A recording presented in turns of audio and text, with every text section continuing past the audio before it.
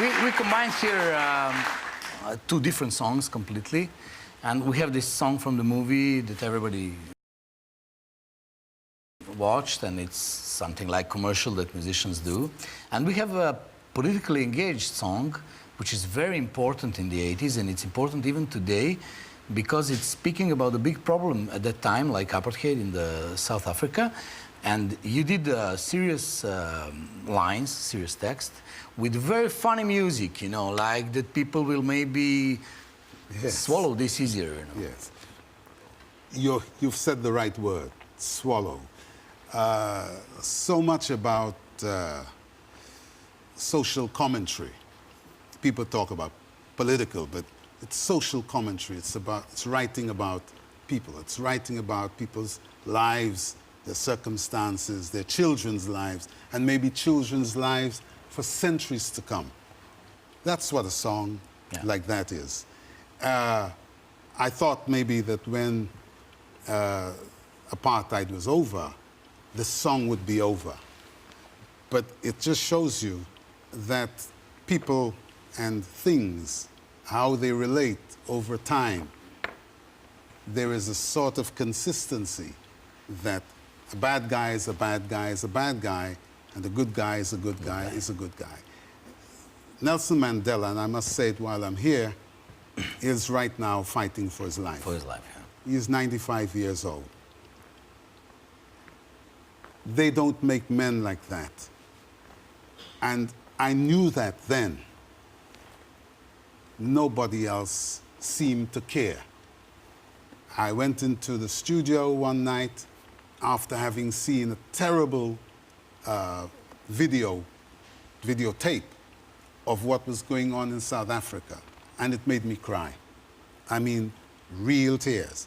My wife, who was out to get me a cup of chocolate, when she came back and she saw me, I was doing this, you know, trying to make out, you know, like us guys do. Yeah, of course. Yeah. And she says, what's that? I said, don't say anything. I'm going back into the studio. I didn't have an idea to write anything, but within 20 yards of my door, my studio is about 50 yards away, this thing kept on pounding me in the head.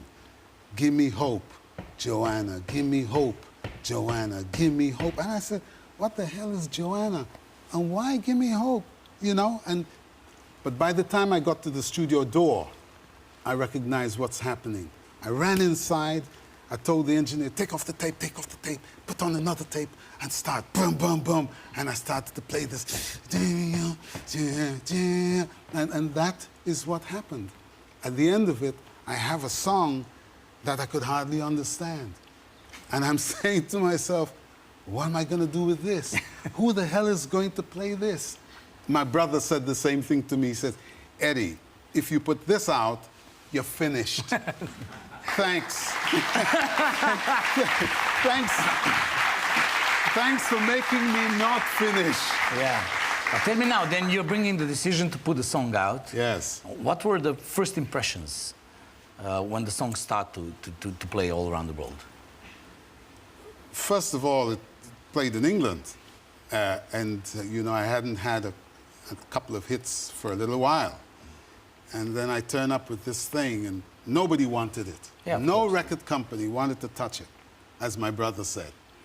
And so now I had to go into my pocket again, go back to my little Ice Records, and start by myself again. And then every record company in the world wanted it. To take it. To take it, that's right. Yeah. Even the government started to be a little bit more relaxed with me with regard to playing the song and stuff like this. And so, you know, sometimes God smiles on you. And certainly I have to say that in my life, God has smiled on me. He's also smiled on South Africa because Nelson Mandela came out. Nelson Mandela stopped a war from happening, we don't know of what proportions. And I have to say tonight on this program, thank you to Nelson Mandela for not making that war happen in my lifetime. Yeah. And I think the whole world thanks him for that. That was it is like, you know, it's an old guy, but his daughter said something in the past few days. She said that my father will maybe go, but he will never leave. And that is maybe the best you can say about Nelson Mandela at this time, at this moment. That is true. You know, it's very strange that you should say that, because I've just had a granddaughter. She's now 6 months old. And I talk to her, and she talks back to me. You know how granddaughters talk. Goo, goo, goo, goo, goo, goo, ga, ga, ga, ga, ga, ga. And so, but I talk to her real positive talk, like a man to a woman. And I think that she understands. And one day I said to her, I says, you know, they can kill me, but they can never stop me. And I think that those are the words of Nelson Mandela. Absolutely. It doesn't matter. Absolutely, yeah. Absolutely, absolutely. And one more interesting thing about this song, you probably don't know that, but in many weddings in Serbia they play this song, and then everybody goes like a train to the room, you know, because I think that this proves that the music in this song is also very good, not only the lines, and no matter that it's politically engaged, you know, it's a good song. It's a perfect song. Well, it's certainly been played a lot all over the world at different times. Even in South Africa, white people love it. Yeah. You know, I mean, really, really, I've been there and I've seen it, and they've told me, thank you, Eddie, for having written this song for us. And, you know, people, even the Germans, when in last World Cup, they had this song about their coach, you know? So it transcends the political arena. Yes.